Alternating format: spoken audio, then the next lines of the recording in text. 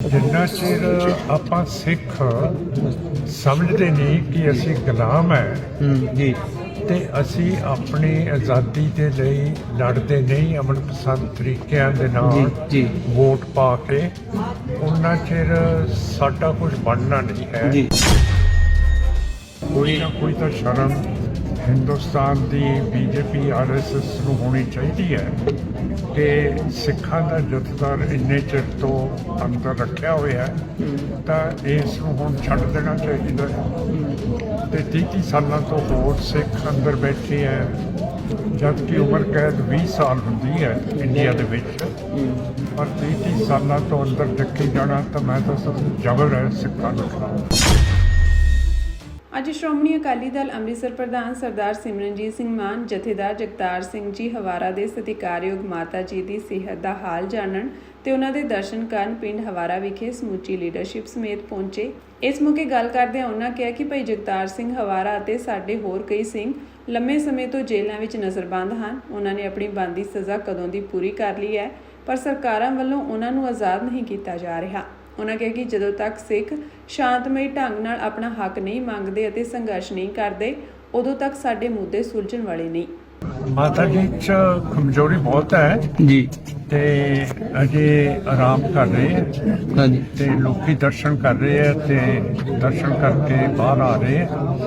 ਤੇ ਸਾਰੇ ਬੜੇ ਡਿਸਪਲਿਨਡ ਨੇ ਜੋ ਕਰਕੇ ਉਹ ਕਮਜ਼ੋਰ ਨੇ, ਸੁੱਤੇ ਪਏ ਹੈ ਜੀ ਤਾਂ ਫਿਰ ਕੋਈ ਤੰਗ ਕਰਨ ਨੂੰ ਨਹੀਂ ਇੱਥੇ ਆਇਆ, ਇੱਥੇ ਉਹਨਾਂ ਦੇ ਦਰਸ਼ਨ ਕਰਨ ਨੂੰ ਆਏ ਹੈ। ਜੀ ਦਰਸ਼ਨ ਕਰਕੇ ਚੁੱਪ ਕਰਕੇ ਬਾਹਰ ਆ ਜਾਂਦੇ ਆ, ਕੋਈ ਕਿਸੇ ਕਿਸਮ ਦਾ ਰੌਲਾ ਨਹੀਂ, ਕੋਈ ਕੁਛ ਨਹੀਂ ਹੈ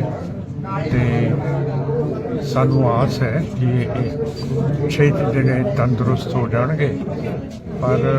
ਜਿਹੜਾ ਹਵਾੜਾ ਸਾਹਿਬ ਨੂੰ ਇੰਨੀ ਲੰਬੀ ਕੈਦ ਕਰਤੀ ਹੈ ਜੀ ਤੇ 30 ਹੋਰ ਸਿੱਖਾਂ ਨੂੰ 30 ਸਾਲ ਤੋਂ ਅੰਦਰ ਕੀਤਾ ਹੈ, ਜੀ ਇਹ ਹਿੰਦ ਹਕੂਮਤ ਦਾ ਬਹੁਤ ਭਾਰੀ ਜ਼ਬਰ ਹੈਗਾ। ਜੀ ਤੇ ਜਿੰਨਾ ਚਿਰ ਆਪਾਂ ਸਿੱਖ ਸਮਝਦੇ ਨਹੀਂ ਕਿ ਅਸੀਂ ਗੁਲਾਮ ਹੈ ਜੀ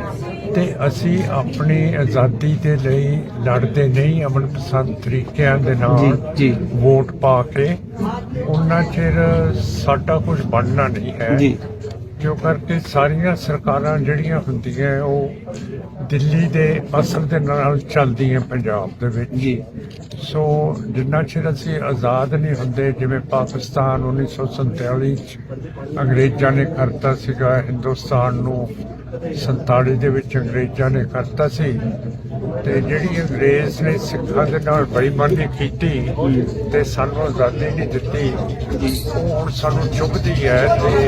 ਅਸੀਂ ਚਾਹੁੰਦੇ ਹਾਂ ਕਿ ਅਸੀਂ ਆਜ਼ਾਦ ਹੋਈਏ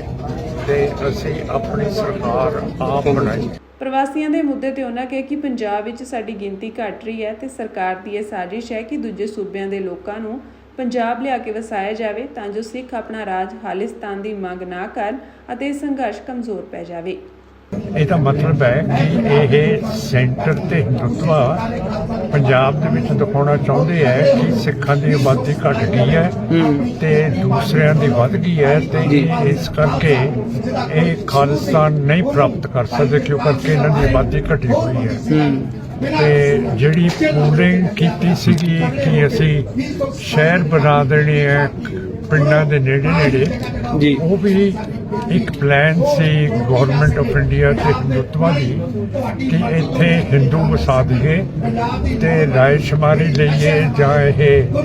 ਵੋਟਾਂ ਪਾ ਲਈਏ ਤਾਂ ਇਹਦੇ ਵਿੱਚ ਫਿਰ ਸਿੱਖ ਥੋੜੇ ਕਾਊਂਟ ਹੋਣਗੇ, ਗਿਣੇ ਜਾਣਗੇ ਤੇ ਫਿਰ ਇਹ ਜਿਹੜੀ ਖਾਲਿਸਤਾਨ ਮੰਗਦੇ ਨਹੀਂ ਮੰਗ ਸਕਣਗੇ।